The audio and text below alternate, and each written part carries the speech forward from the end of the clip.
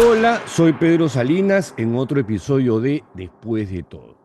A ver, ¿por dónde empiezo?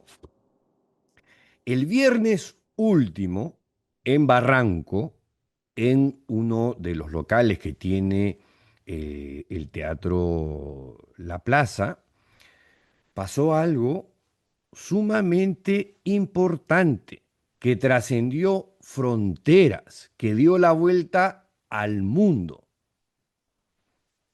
¿Qué ocurrió?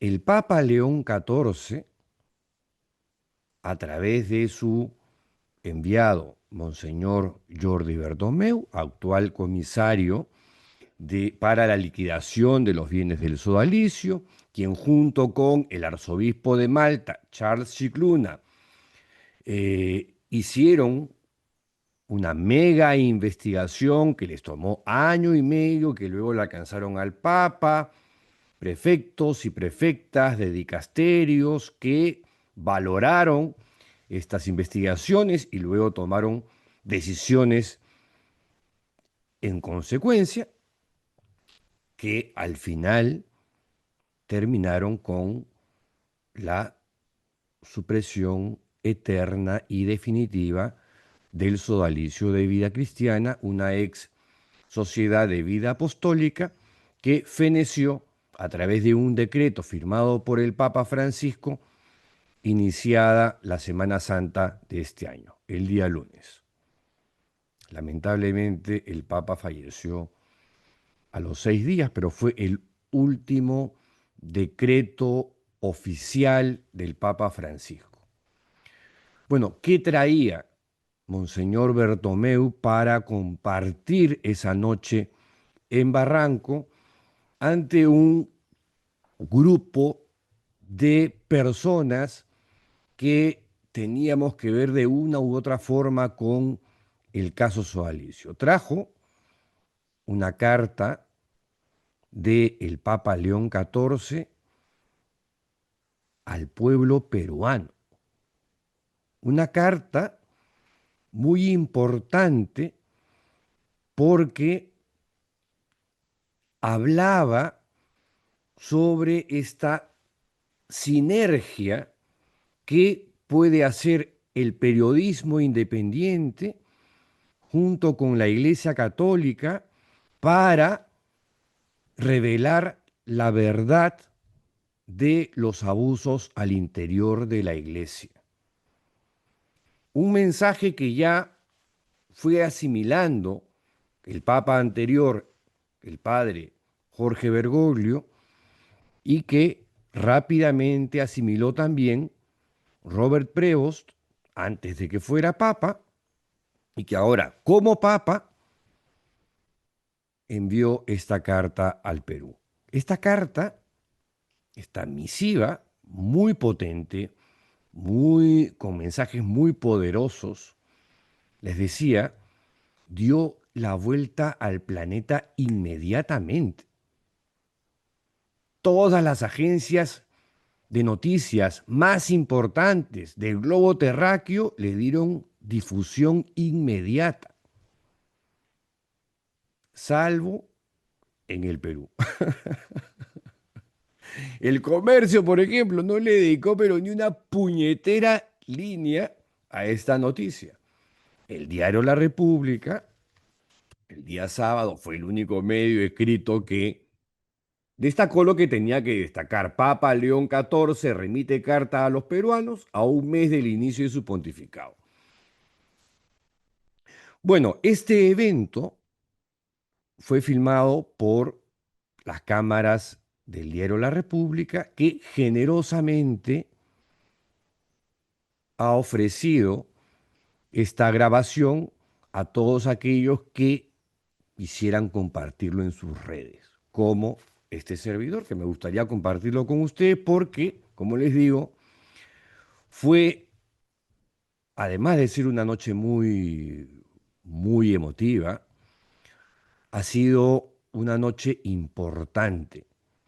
Uno, porque se trata de la primera carta que le envía el Papa León a los peruanos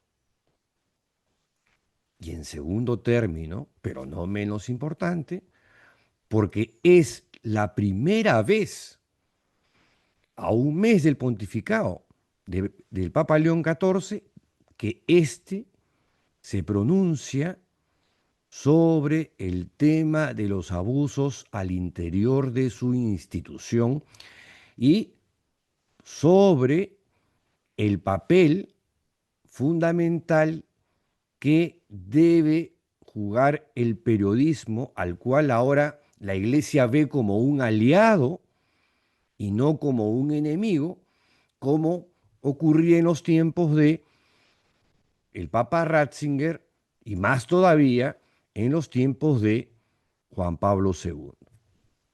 Hasta aquí mi comentario y paso a compartir con ustedes el video de la presentación del día viernes en la que Jordi Bertomeu con mi colega y amiga Paul Ugaz hablaban sobre el contenido de esta carta en el contexto de la presentación de la obra de teatro Proyecto Ugaz, inspirada en la historia de mi colega y amiga Paul Ugaz y todas las pellejerías y ataques y campañas que ha tenido que padecer en todos estos años de historia que empezó como una investigación periodística y terminó como una guerra desigual e inequitativa,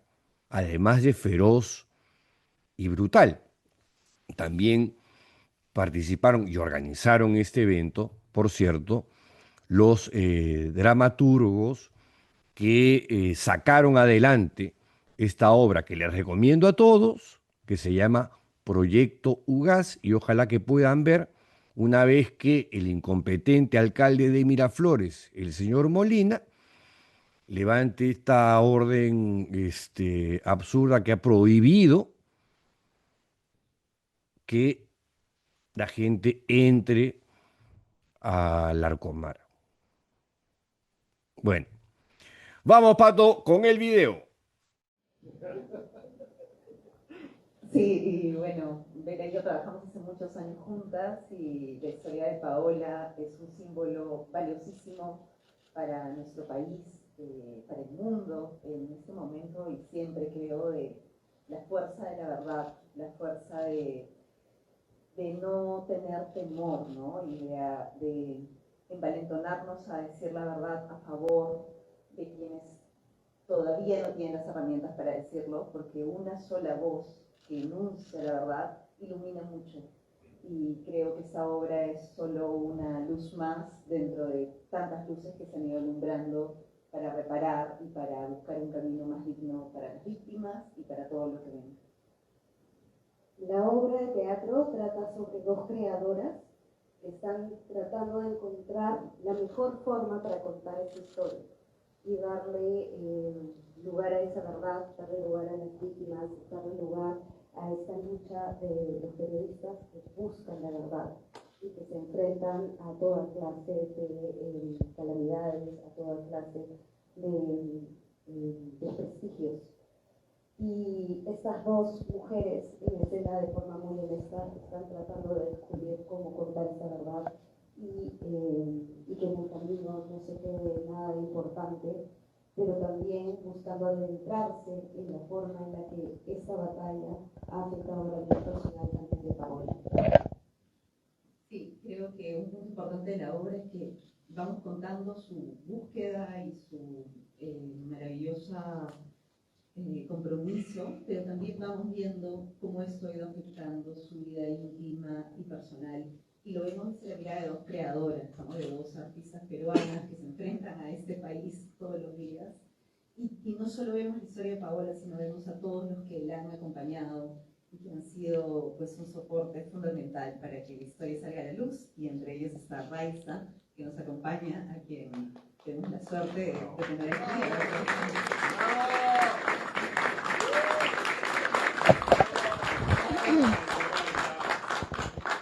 O sea, de hecho, para mí la obra fue bastante fuerte parte de la primera vez que vi, porque si bien es cierto, estuve acompañando a Paola en todos los momentos que ella estuvo atrás de la investigación, yo nunca vi el tema de la afectación que tenía respecto a sus hijos. Y en cierta forma creo que yo, por ignorante, no entendí qué tan fuerte podían ser ciertas circunstancias que generaban el tema de la alarma, si es que ella le podía generar algo, porque efectivamente ella se estaba enfrentando a un grupo de poder, ¿no? Y ella buscaba bajarse este grupo de poder. No. Así soy yo. No sé manejar esto. Nadie me prepara esto, ¿ves?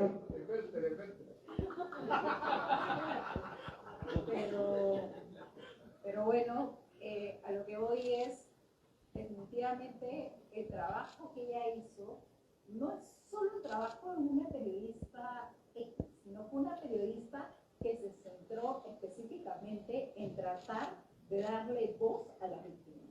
Y creo yo que eso debe ser algo que uno tiene que resaltar, porque es algo que nosotros sentimos a lo largo de toda la investigación. Fue un tema de yo quiero darle voz a estas personas que han sido calladas por tantos años, ¿no?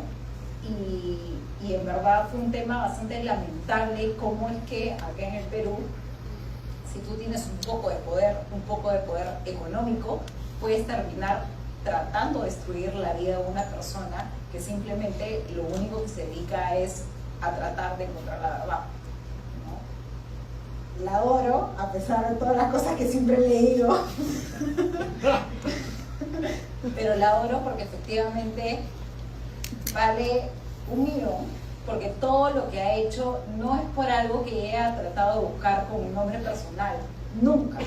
Ella siempre ha hecho esta labor en función a darle voz a las personas que no han tenido esa posibilidad de poder hablar sus verdades. Por eso, simplemente yo digo, periodista al 100%. Olvídate. Siempre ha sido como que esa línea de darle voz a las personas que no han podido. Eso siempre ha sido su modo. Es increíble.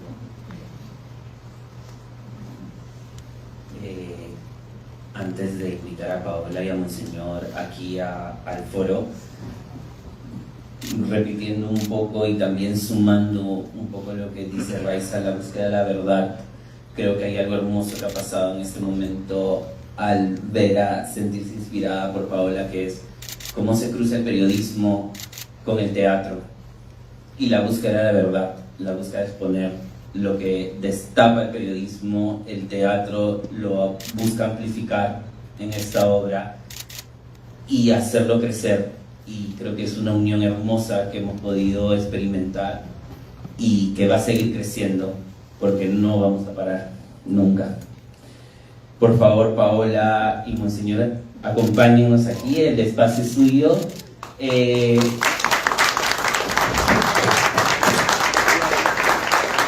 Por favor. El foro en la plaza es un espacio de conversación. Paola con Monseñor van a conversar, van a contarnos todas sus experiencias, todo lo que ha pasado. Al finalizar seguro vamos a abrir como un poco la conversación con nosotros y disfrutémosla.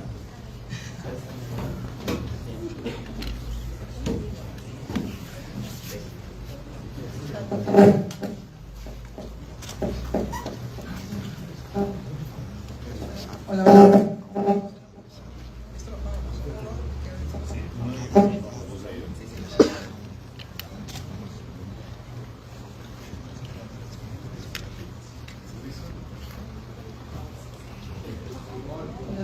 Ahora sí. Hola, buenas noches a todos y todas. Pues es un honor para mí estar con todos vosotros, y un honor porque por una parte me siento acompañado, me siento siempre muy acompañado por los que me sé conocer cuando conocí a Pedro allá en el 2018 y en la Via Conciliazione.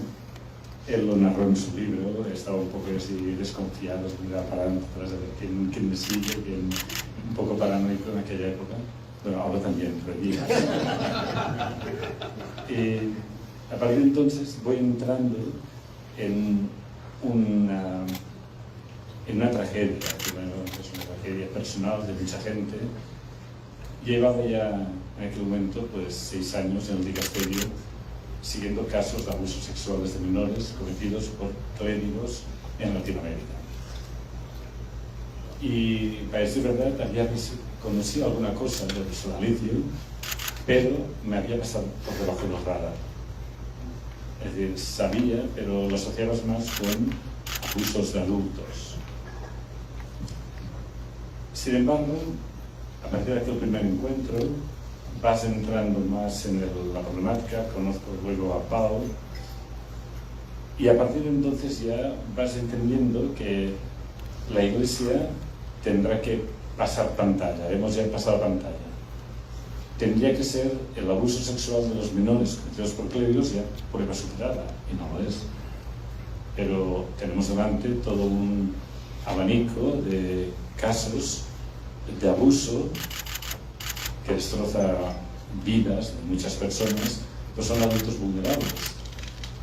Con una reflexión que está apenas empezando, incluso a nivel civil, pero que allí hay gente que pide justicia y no la tiene.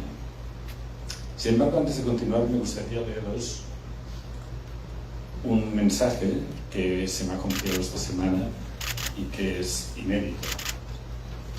Y creo que es otro honor para los que habéis hecho esta obra de teatro, a los que estáis metidos en toda esta lucha, porque Pedro esto aún no ha acabado.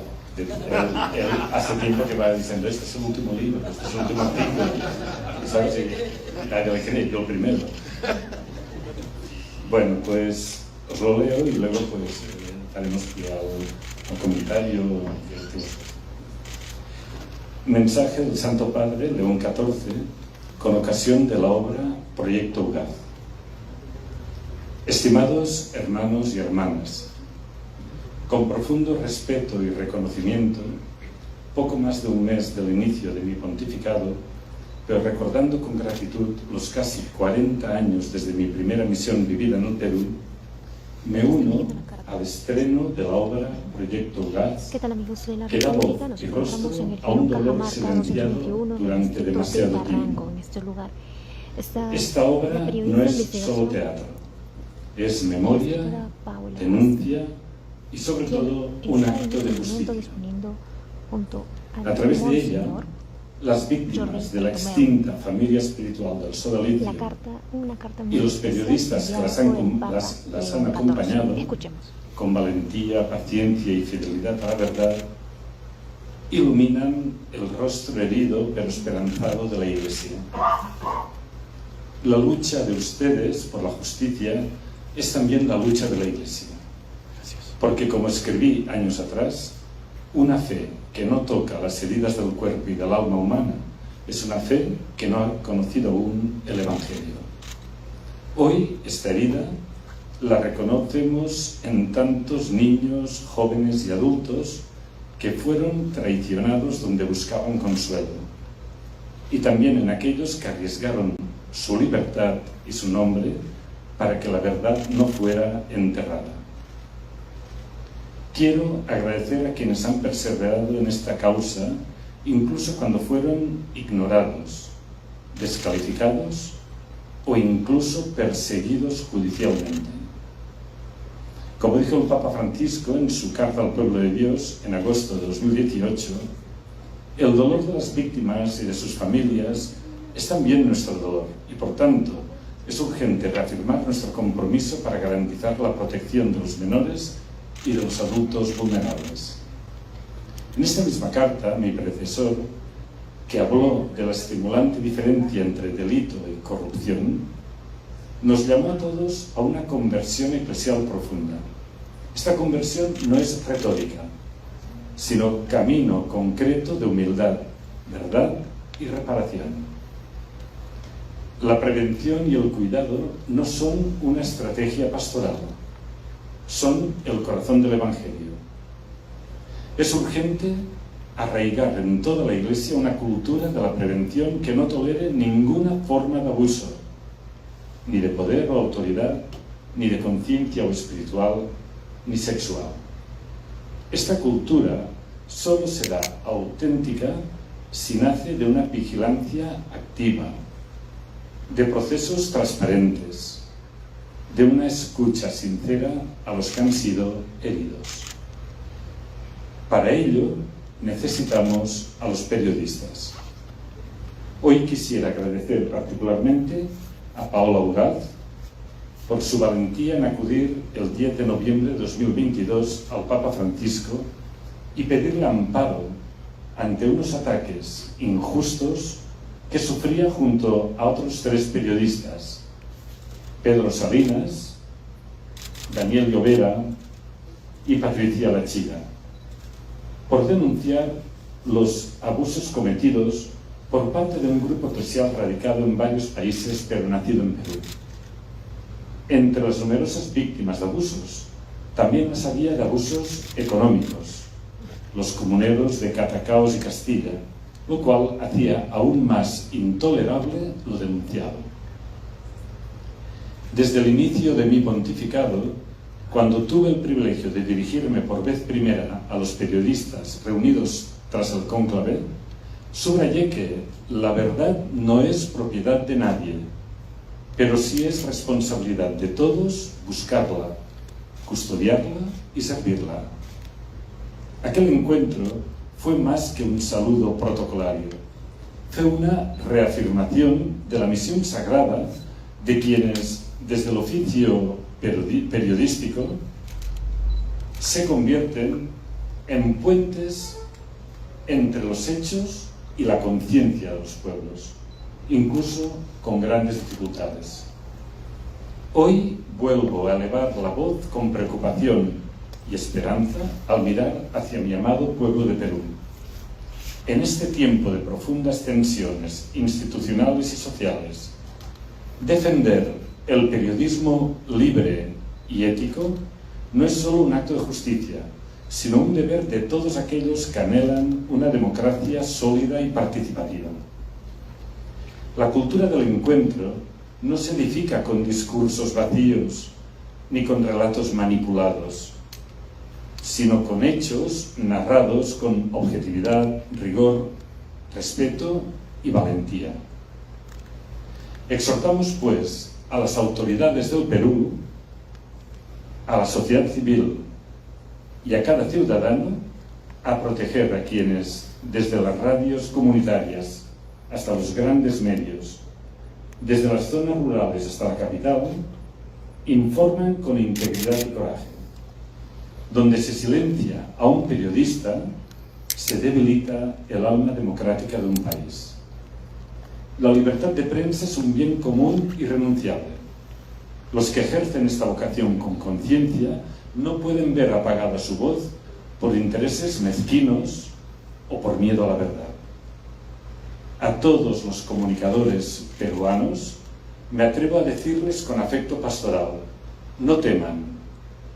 Con su trabajo pueden ser artífices de paz, unidad y diálogo social. Sean sembradores de luz en medio de las sombras. Por ello, hago mis votos para que esta obra sea un acto de memoria, pero también un signo profético, que despierte corazones, remueva conciencias y nos ayude a construir una iglesia donde nadie más deba sufrir en silencio y donde la verdad no sea vista como amenaza, sino como camino de liberación. Con mi oración, mi afecto y mi bendición apostólica. Papa León XIV, Roma 2025.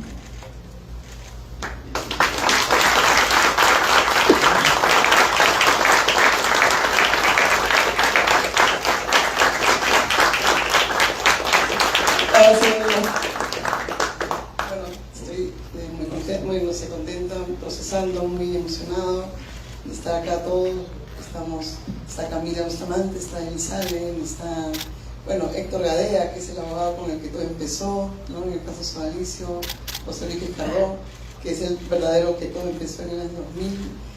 Y bueno, no sé ni cómo empezar a contar esta historia, porque es como muchas series, muchas películas, y que desgraciadamente tanto la vida de Pedro, la vida de Daniel, la mía, se perturbó por investigar este grupo, y gracias a una de las líneas de la obra que dice David, somos muchísimos, gracias al apoyo de mucha gente, no solo no hemos ido a la cárcel, sino que esta historia se ha conocido y se va a seguir conociendo muchísimo tiempo más.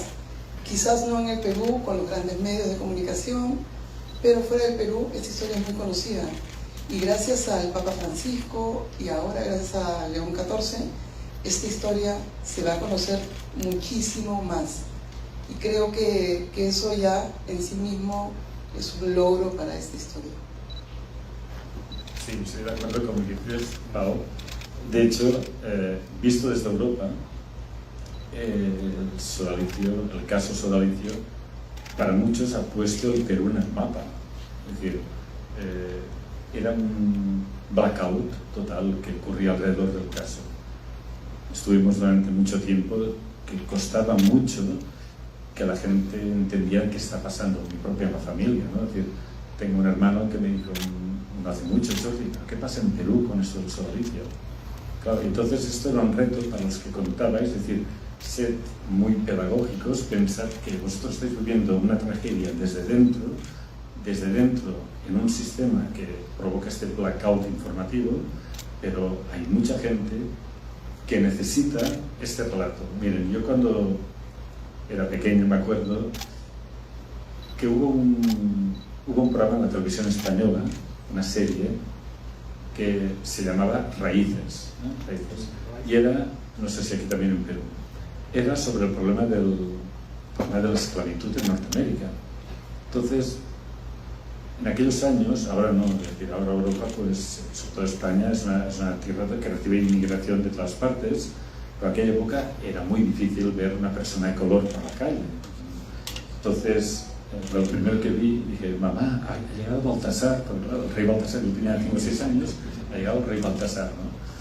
Entonces, aquella obra remueve las conciencias de una gente que no tenía este problema de este racismo, al menos de racismo de color, ¿no? Si es la población gitana, pero era un relato muy potente y necesario para que la gente tomase conciencia del problema que había existido en tantas partes, también en España, mucho tiempo atrás, ¿no? Esta discriminación por la raza, esta discriminación por las creencias, etc. Luego, unos años después, vino otro segundo gran relato, era Holocausto. En España casi no había población judía, aunque mi familia, pues hace 500 años eran judíos, pero los pocos que quedaron, pues por la mayor parte los sefardíes, ¿no? Que se fueron los enviados en época de reyes católicos, se les envió por todo el Mediterráneo. Entonces, Holocausto, el drama de la Shoah, nos pone delante de los ojos otro gran relato, ¿no? El sufrimiento de todo un pueblo que se ve masacrado por ser de otra raza. Pues he ido viendo en estos años que es muy importante el relato, en este caso de las víctimas de abusos de todo tipo. Las víctimas son sistemáticamente revictimizadas desde el silencio, desde la indiferencia, desde el menosprecio, incluso de todos aquellos como diciendo, vosotros habréis hecho, habréis provocado, os metisteis donde no debíais, pues qué tontos erais que os dejasteis enredar, qué buscáis ahora, etcétera, etcétera, etcétera, ¿no? Entonces es muy importante el relato. Es muy importante que la gente conozca ya no los grandes conceptos, ¿no? Sino las tragedias personales. Porque esto te toca el corazón. No tendría que estar muy anestesiado para que una tragedia de este tipo no te llegase a tocar. Hay gente que sí que está anestesiada, viven en una realidad paralela, pero la mayor parte de la gente, donde hay gente honesta, buena, allí hay dolor, hay un dolor compartido. No sé si estarías de acuerdo.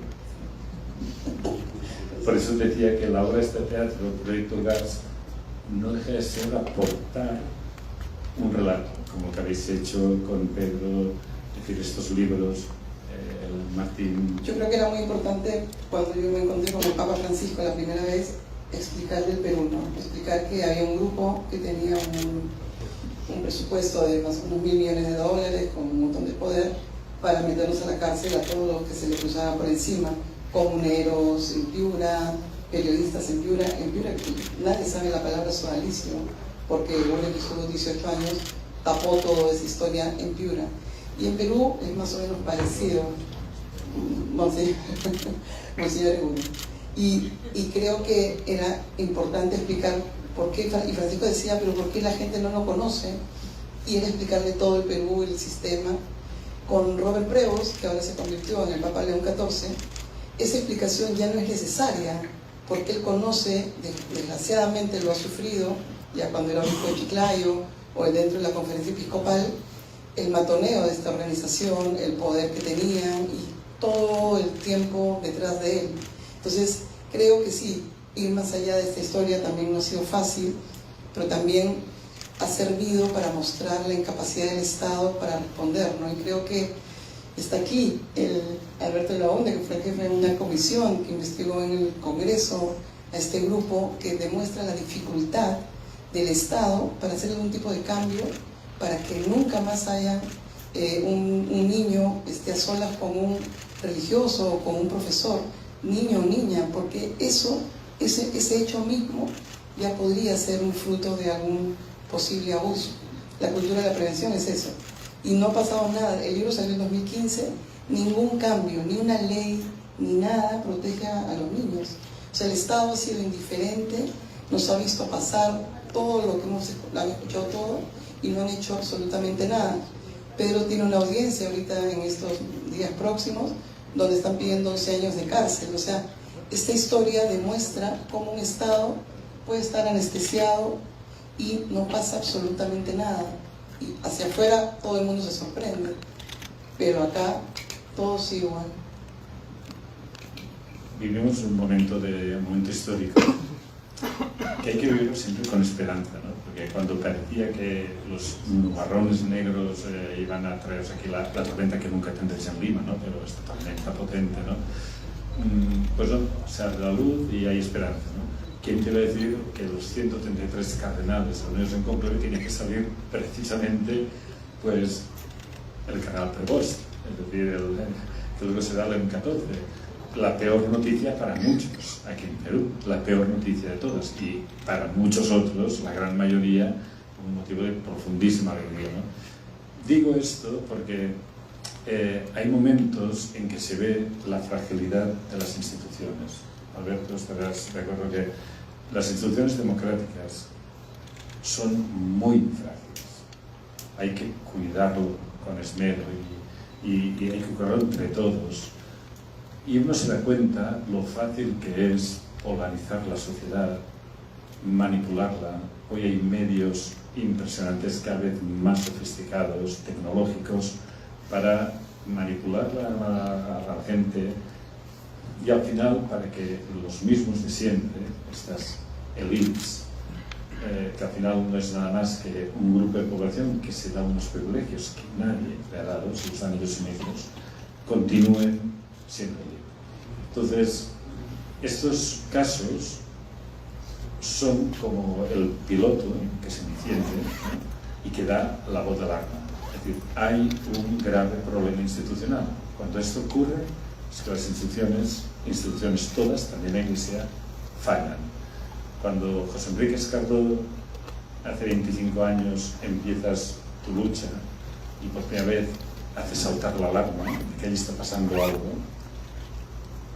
es que tardas 25 años en obtener justicia. Esto desgasta al más fuerte, esto destroza a cualquiera. Y contigo los que se van sumando con el tiempo. Y luego llegarán los periodistas. ¿Eran 3 meses? ¿O te dijeron a ti? 4. Vale, 4 meses, bien. Y en mi caso, cuando ya nos envían la misión especial, tenemos en una semana, me dijo, no sé si puede estar una semana, lo tenemos arreglado. Una semana, y bien. fue por una semana que hubiera quedado no arreglado, ¿no? Porque se suprimió una semana antes de que, bueno, después hubiera venido el Papa y todo igual, ¿no? Es decir, estos son como pilotos que se entienden, es decir, aquí hay un problema grave institucional. Esto va mucho más allá de lo anecdótico, que nunca la tragedia de una persona es una anécdota. Y la otra cosa que también, pues Enrique, si me permites, hay que dejar muy claro. Estos casos nos tienen que llevar a todos a la conciencia de que la víctima tiene que estar siempre en el centro. Y por desgracia, está siempre no en la periferia, sino más allá. Es decir, la víctima no está en el centro. De todo tipo, la víctima de todo tipo, ¿no? A mí me conmovió recibir a los comuneros de Castilla que atacamos. Es decir, ellos dijeron la primera vez que nos escuchan, pero es que yo me sentí conmovido de ver a aquella gente que casi no tiene nada y podían llegar a tener hasta 10 demandas penales y algunas hasta por terrorismo. Es decir, una cosa de locos. Una cosa de locos. ¿Qué ocurre en nuestras instituciones democráticas para que esto suceda? ¿Y por qué esto no se cambia? ¿Y por qué tan difícil es? Tan difícil sería, claro, entonces esto lo une a lo que el Papa León aquí en este mensaje que nos ha indicado, ¿no? Dentro de las instituciones, para que las instituciones democráticas funcionen, es necesario, y hay que subrayar, un buen periodismo. Hoy todos somos periodistas, porque todos enviamos mensajitos arriba y abajo, pero muy pocos son periodistas. Es decir, periodistas en este sentido que sepan sacar con objetividad lo fundamental, ¿no?, de aquel momento histórico, para que aquello sea un acicate y dé pie a que las instituciones de aquel país funcionen. Sin este periodismo serio, riguroso, protegido, porque tampoco es recibo que los periodistas de investigación en ciertos países seáis candidatos, tengáis todos los números de la lotería para terminar la cárcel. Esto no tiene, es que esto es de locos también, cuando lo ves. No sois el cuarto poder. Los que llaman el cuarto poder aquí en Perú seríais el, no sé, de 400, o el poder de cuarta, o al cero a la izquierda, no sé cuánto poder, ¿no? Bueno, ahora viene la parte de las preguntas, así que si los que quieren hablar. Los chicos de Diego,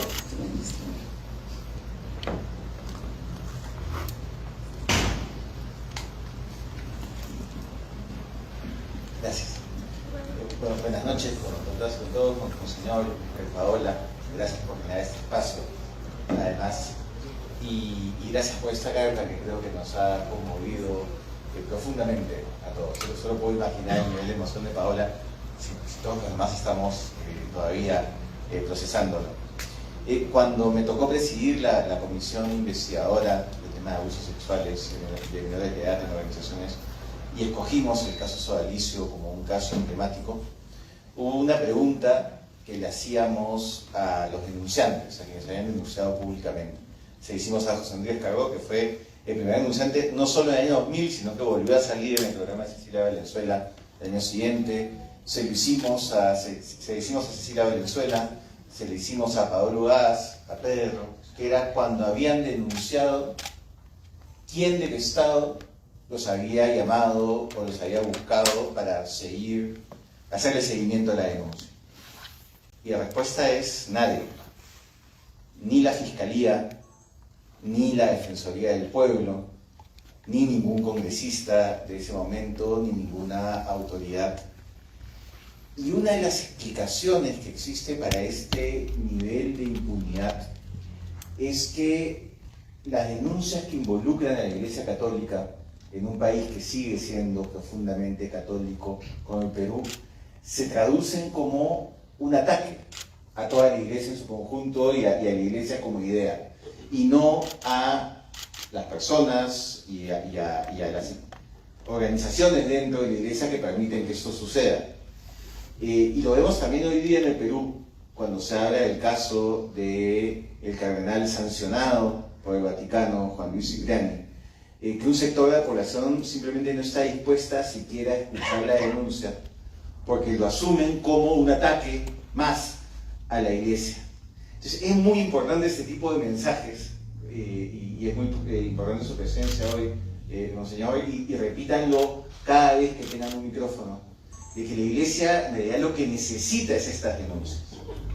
Si la Iglesia quiere fortalecerse, si la Iglesia quiere sostenerse en el tiempo, si quiere seguir cerca de los que sufren, necesitan de periodistas, necesitan de sobrevivientes, necesitan de instituciones que hagan su trabajo y de personas valientes que hagan estas denuncias, porque si no, este falso espíritu de cuerpo lo que genera no es solo un profundo daño a la Iglesia, sino también mucha impunidad y mucho dolor.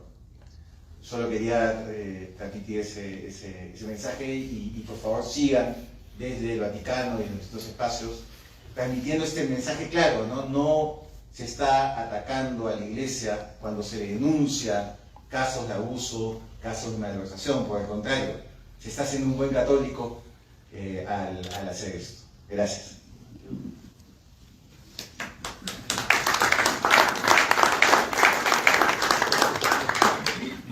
Hola con todos. Justo Alberto, creo que telepáticamente nos hemos comunicado. Lo que yo quiero comentar es un poco relacionado a lo que él acaba de decir. Yo soy católica, practicante, muy orgullosa de serlo, la verdad. Creo que tengo una fe mucho más madura de lo que tenía cuando era más chica, ¿no? Evidentemente ya con los años eso cambia. Y mi pregunta, o bueno, mi comentario va un poco relacionado con eso, ¿no? ¿Cómo podemos hacer las personas que estamos dentro de la Iglesia, que tenemos una fe madura, una fe sólida, que va más allá de la institucionalidad, que va más allá de la Iglesia, del Vaticano, sino que es algo personal, ¿no? Finalmente la fe me parece que es algo bastante personal. ¿Cómo hacemos los católicos para hacerle entender a estas personas que son católicas, pero que, como dijo Alberto, cualquier cosa que se relacione con investigar, con denunciar, con sacar a la luz este tipo de cosas, lo ven como un ataque, lo ven como comunismo? Bueno, ustedes ya saben todo lo que dicen, ¿no? A mí en los últimos años me ha tocado estar muy de cerca y realmente me da vergüenza ver cómo muchas personas que son creyentes y católicas como yo cierran los ojos y lo único que hacen es repetir como loros cosas negativas sobre todo esto, sobre las investigaciones, sobre los libros, sobre los documentales, sobre todo lo relacionado con ese tema. Me da vergüenza, bueno, particularmente me duele mucho por todos los sobrevivientes. Entonces, ¿cómo hacemos para que las personas, como yo, humildemente católica, podamos hacer ver a las personas que están dentro de la Iglesia, ¿no? Y que son como yo, digamos, que esto es una realidad, que es una verdad, que nadie quiere destruir a la Iglesia, que nadie quiere que se bajen a los sacerdotes, que nadie odia a la Iglesia. Simplemente lo que se quiere es destapar esta cochinada que hay, perdón por la sinceridad. Eso, básicamente. Por alusiones. Me ha dicho que obligadamente. Pues aquí yo soy un mandado, ya sabes que soy muy obediente. Mira. A ver. Ahí no está pensando un poco. Es decir, para algo siempre breve y no. Si a mí, como casi nunca hablo, el día que me dan un micrófono me emociono y no tenéis que robar, ¿no? Hay muchos religiosos, si hay una versión escrita, hay muchos religiosos y pocos creyentes. Es decir, tenemos por aquí, ¿vale? Uno puede ser muy religioso y muy poco creyente. Cuando uno se encuentra con Cristo y te cambia la vida,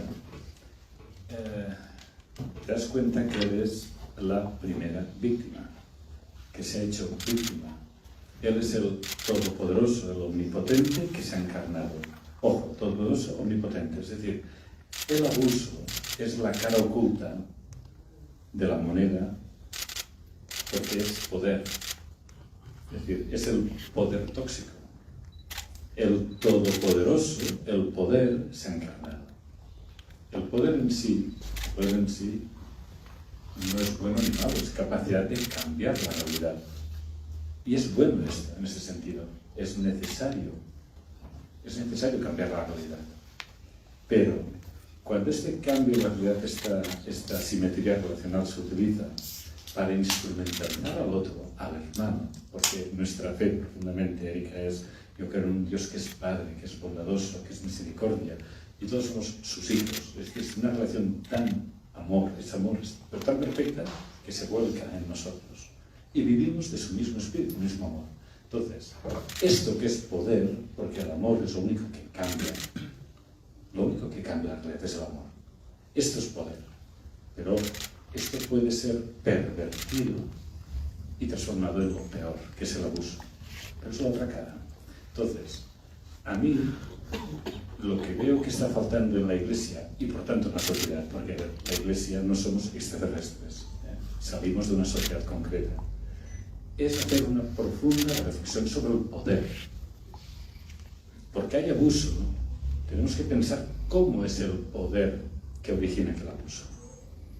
A mí estos casos de abusos no me gustaría verlos como casos puntuales. Lo que nos tiene que llevar a pensar es cómo se vive el poder en la sociedad peruana. ¿Por qué hay gente que necesita abusar de otros para poder vivir ellos? Que es todo lo contrario al cristianismo. Cristo se encarna, el poder se encarna para decirnos que el poder es servicio, es darse al otro, para que el otro tenga vida. Si hace falta, yo daré mi vida por él. En cambio, el poder pervertido, el poder tóxico es, no, tú estás en mi servicio y si hace falta, tú darás la vida por mí. Es todo lo contrario. Si esto te lo dice alguien que se dice y se identifica como cristiano, no cabemos todos aquí en este club, lo siento, no me identifico con usted, no sé qué Cristo sigue usted, o quizás sea yo el que está equivocado, ¿no? Entonces, sí, es una reflexión que tenemos que hacer desde la Iglesia en profundidad, porque hemos vivido la Iglesia durante 2000 años en sociedades muy autoritarias, y entonces se nos ha pegado este concepto de poder autoritario. Pero hoy, esta reflexión que estamos haciendo a nivel de Iglesia, también la tenemos que hacer a nivel social.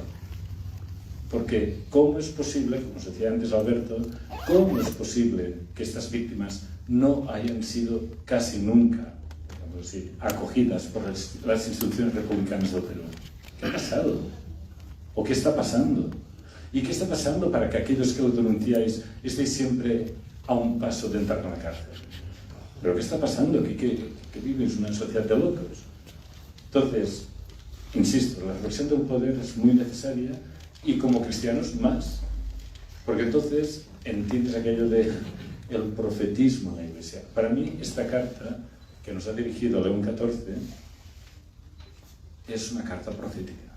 Está diciendo muchas cosas. Aquí hay frases que espero que los medios peruanos subrayaran por una vez. Porque si censuramos también al Papa, ya apaga y vámonos, ¿no? No sé si era el colmo, ¿no? Que algunos censuran hasta el mismo Papa León. Aquí está diciendo cosas muy gordas, es decir, muy importantes, que nos tenían que remover a todos las conciencias. Creo.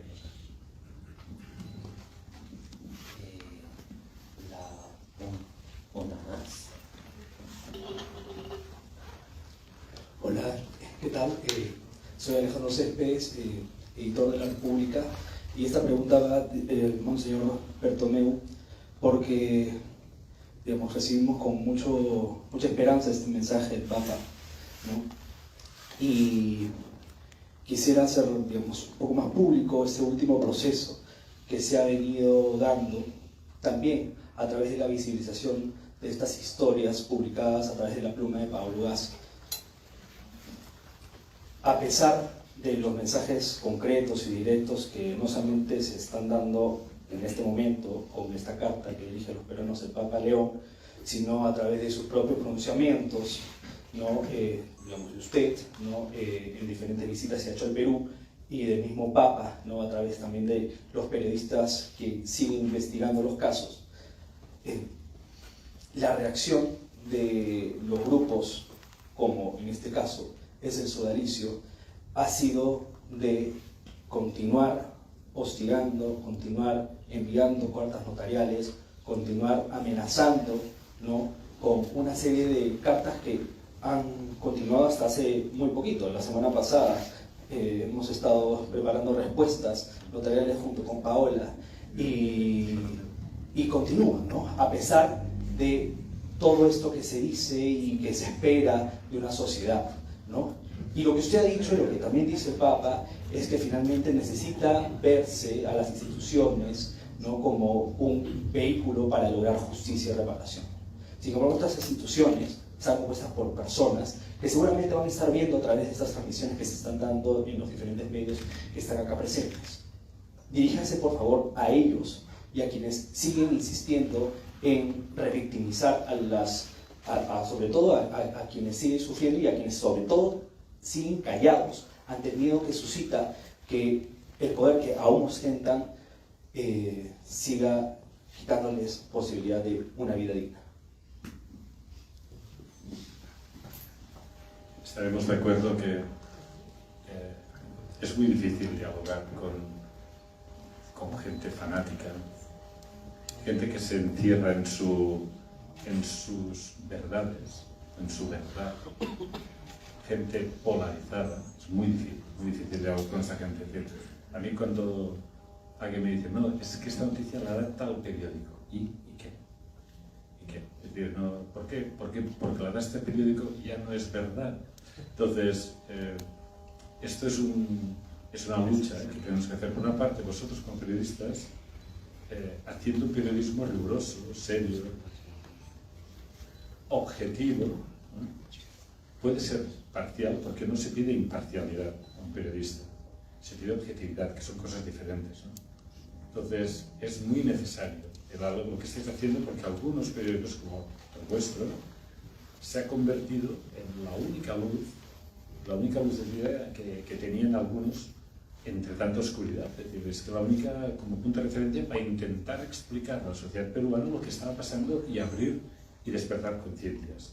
Entonces, sí, cómo superar estas barreras ideológicas que construimos o que la gente construye. Y quisiera subrayaros lo que el Papa León dijo nada más salir a la logia de las bendiciones, apenas elegido. Estoy aquí para intentar construir la paz, la unidad y el diálogo. Dijo esas tres palabras, ¿no? Que aquí las ha vuelto a poner en este mensaje.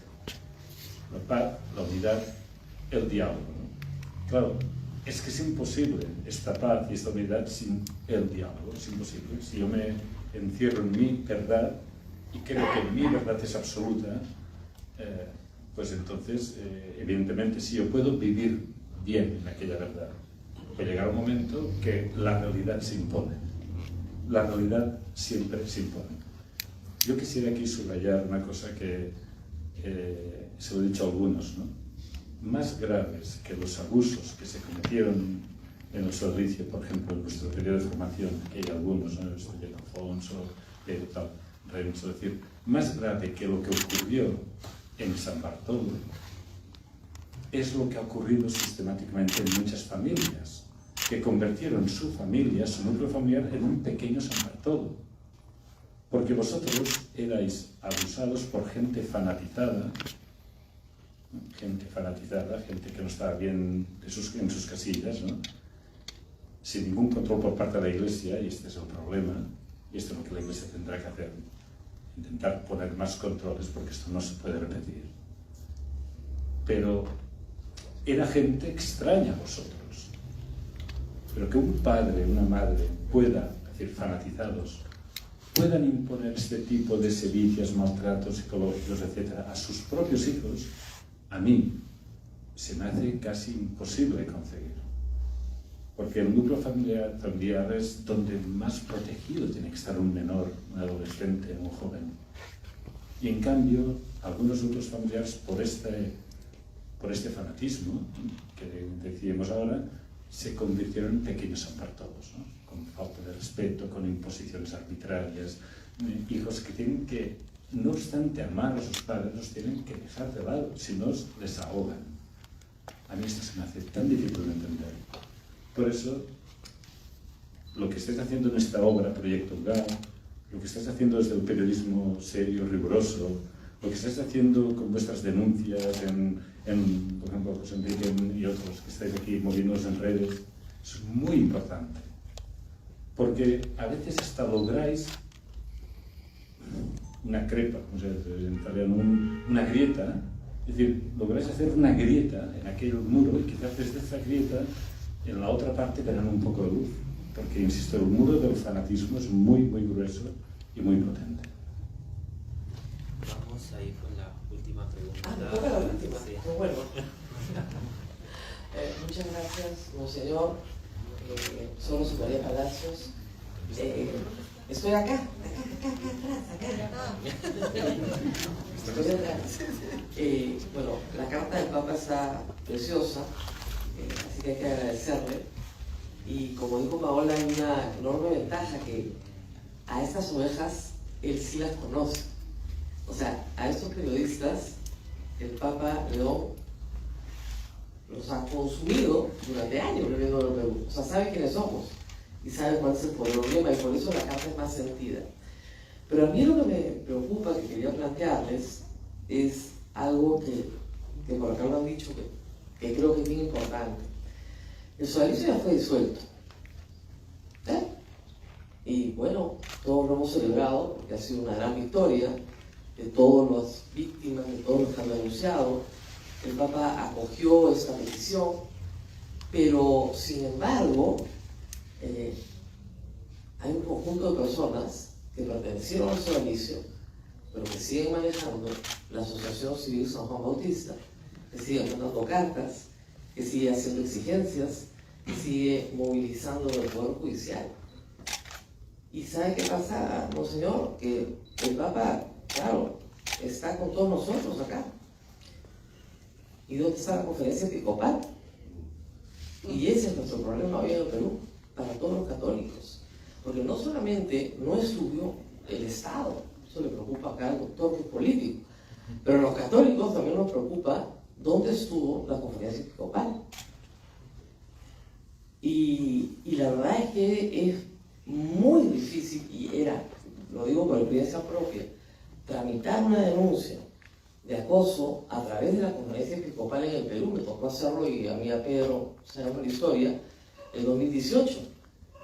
Y yo tenía mucha llegada, mucho conocimiento, muchas relaciones en la conferencia episcopal, pero sabía que por ahí no podía tramitar una denuncia y tenía que ir directamente a Roma. Entonces, creo que hay una tarea pendiente. La primera es que hay un conjunto de personas que están sueltas y que ya no tienen nada que perder, porque ya lo perdieron todo, pero todavía tienen poder y tienen dinero. Y un conjunto de periodistas que, por más protegidos que estén por la iglesia, andan bastante indefensos. Y una conferencia episcopal que está como si hubiera oído llover. Y monseñor, perdón, iba a decir monseñor, pero el Papa León lo sabe perfectamente. Disculpen que mienta esto, ¿no? Pero ya, eso.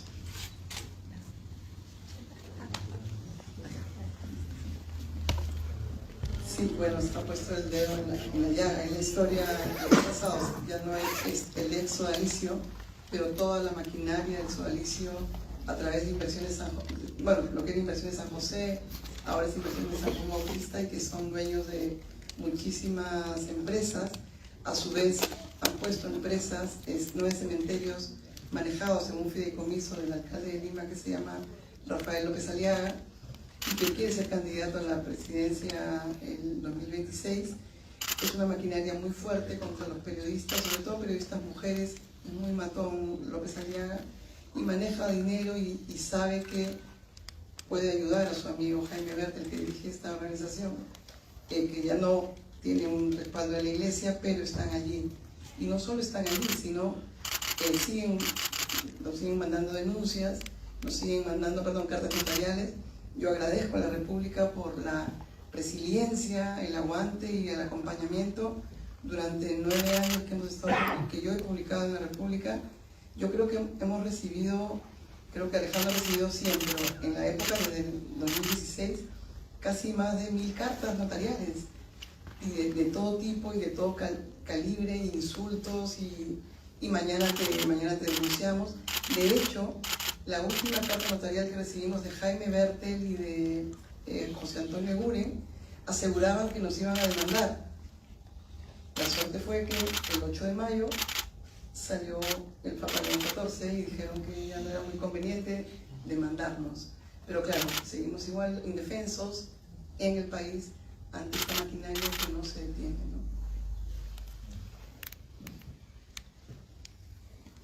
Yo en este caso, Rosa María, he descubierto vivencialmente lo que aprendí en el seminario desde el punto de vista teórico, que era el papel del Papa de Roma. ¿Vale? Lo veías un poco así, pues el señor que está en Roma y que vigila y controla, y qué sé, ¿no? Es el primero, ¿no? El primero de todos los apóstoles, principio de unidad, principio de comunión en la iglesia, todo esto es verdad, pero te das cuenta que cuando han fallado otros diques de convención, que han fallado, queda el ministerio, el servicio de Pedro, el sucesor de Pedro, que ahora se llama León XIV, antes era Francisco. Fallaron los otros diques de contención, pero este está aquí. Y para mí, pues entiendo mejor ahora lo que es la Iglesia Católica, pero lo entiendo de modo vivencial, habiendo sufrido estos ataques,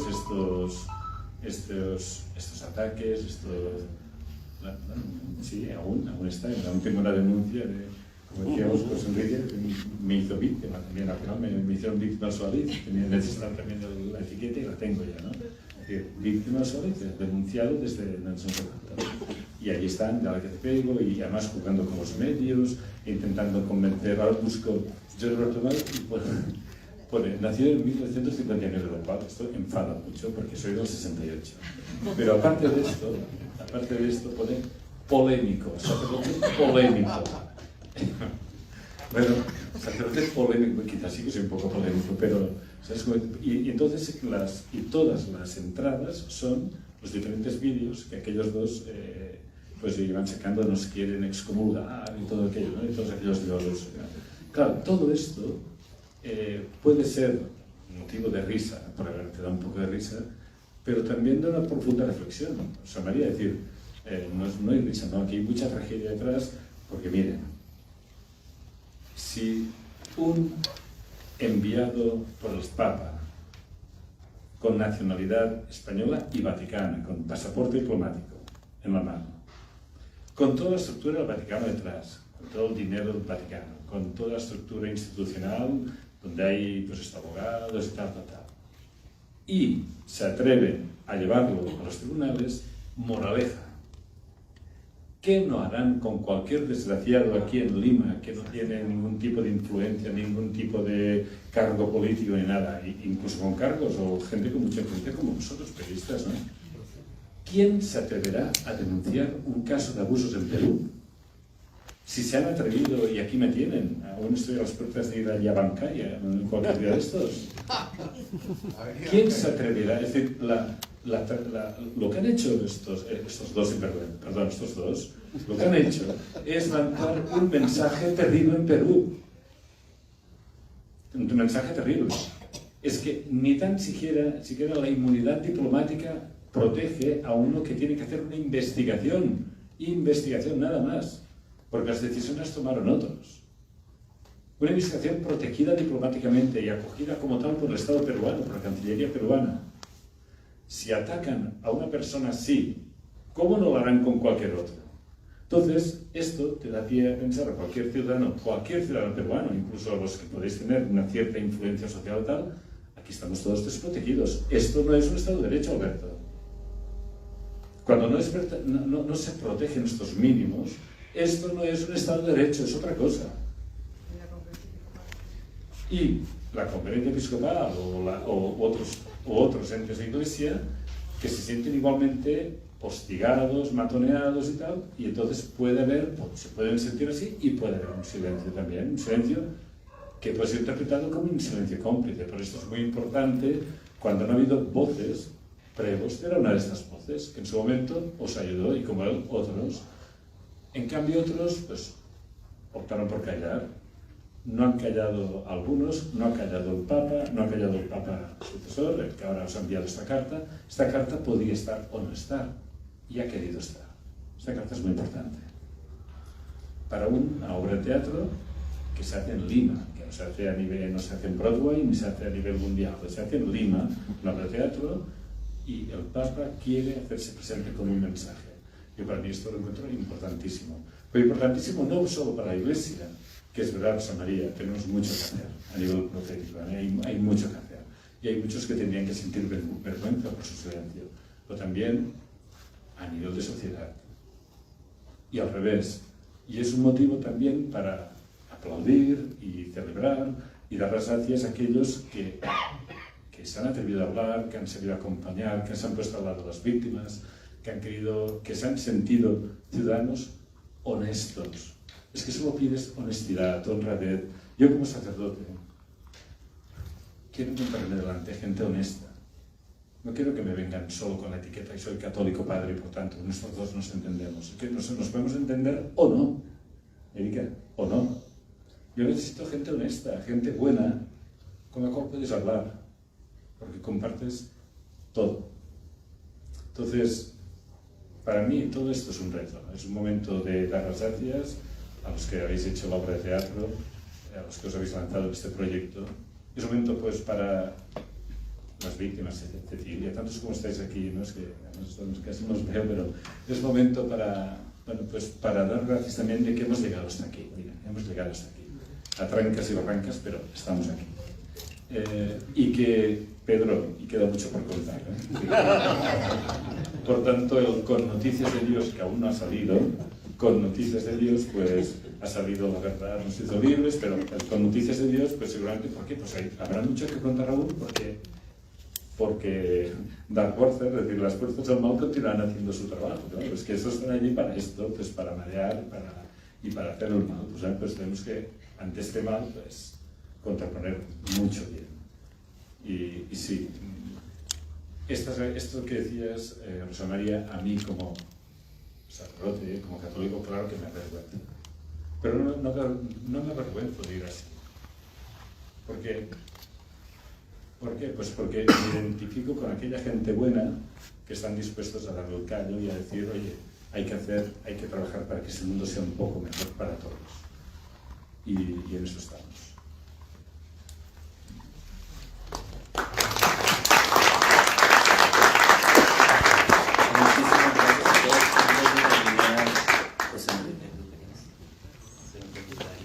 Sí, bueno, yo fui el primero, ahora seré el último. Bueno, primero gracias Jordi y Paola, obviamente ya del otro día te dije todo lo que tenía que decir la hora con ver el video, pues sí, vamos a poner a llorar. Pero Jordi, tú me conoces y a veces no te gusta lo que conoces de mí, porque sabes que te digo a veces las cosas como las debo decir. La primera vez que hablé contigo te leí un documento junto con Monseñor Cicluna, que fue lo mismo que le dije al Papa Francisco, que la frase que más repetí en esa reunión con el Papa Francisco fue: discúlpeme que le diga esto de esta manera. Le dije que la Iglesia era responsable, que la Iglesia es cómplice de lo que ha pasado. Y por lo tanto, el trabajo pastoral que ha hecho el Papa Francisco, el que ha dado algunas señales verbales y también algunas acciones como la supresión del sodalicio y algunas otras cosas, ahora creo que encuentra una nueva etapa que le corresponde al León XIV, que tiene que ver con creación de políticas serias, con un manejo realmente profesional, no revictimizante de las víctimas, porque yo trabajo en eso. Yo tengo la red de sobrevivientes Perú, tengo un movimiento latinoamericano también, Movimiento de Valientes Latinoamérica y el Caribe, del cual soy presidente, y veo víctimas de violencia sexual dentro de la iglesia en todo el mundo, me escriben de todo el mundo. Y la sensación que ha dejado esta supresión del sodalicio es que hay víctimas de primera clase y víctimas que no son escuchadas. Yo sé que hay cientos de miles de víctimas, pero creo que ahora es el momento de no dejar el sodalicio como una buena anécdota de un escándalo que se silenció en la Iglesia Católica, sino como tal vez lo que quiso hacer el Papa Francisco, que fue mostrar un caso emblemático para que se comenzaran a construir políticas que cambien radicalmente el trabajo de la Iglesia. Yo creo que, por favor, yo se lo diré a él cuando lo vaya a visitar, probablemente en los próximos meses, pero te lo quiero decir a ti frente a los demás y quiero comprometerte porque eres una voz importante ahí en el Vaticano, y yo ya he predicho en una entrevista que me hicieron que tú vas a ser un próximo Papa y no me falló con pruebas, así que esperemos unos 20 años más o menos, pero creo que tú eres una persona que puedes llevar ese mensaje a la Iglesia y puedes, con la energía que tienes y con la fuerza y la convicción que tienes, creo que puedes lograr cambios que estamos esperando, porque no solamente hay que estar al lado de las víctimas, sino esa frase que tú me dijiste que te la permita, que es algo que hemos hablado más de una vez, y también se lo dije al Papa: las víctimas tienen que estar realmente en el centro, tienen que estar en el centro de la toma de decisiones, tienen que estar en el centro del conocimiento del tema, de la capacitación que reciben las víctimas, porque nosotros hemos sufrido y no pueden venir otras personas a decirnos qué es lo que tienen que hacer por nosotros. Por eso es que yo propuse, cuando se lo llevé al Papa y también te lo he dicho a ti, un consejo de sobrevivientes, ¿no? Para poder trabajar con los sobrevivientes directamente y poder apoyar a la Iglesia Católica en esta toma de decisiones y medidas. Si es así, como también se lo dije al Papa y te lo he dicho a ti más de una oportunidad, este ateo convencido y activista va a ser un aliado, como he tratado de serlo desde mi tribuna un poco incomprendida, ¿no? De la Iglesia Católica. Pero si no van por ese camino, ya me conoces. Y vamos a seguir haciendo la bulla que se tiene que hacer. Así que quiero comprometerte, por favor, a que esto se lleve de manera muy seria al Vaticano, a las conferencias episcopales, a todas partes, porque es hora de tomar las riendas de este asunto y de no olvidarnos que el sodalicio es un caso. Es la punta, ni siquiera es la punta del iceberg, es la punta de la pluma que está en la cabeza del pingüino que está parado en el iceberg. Y hay muchísimo más que hacer.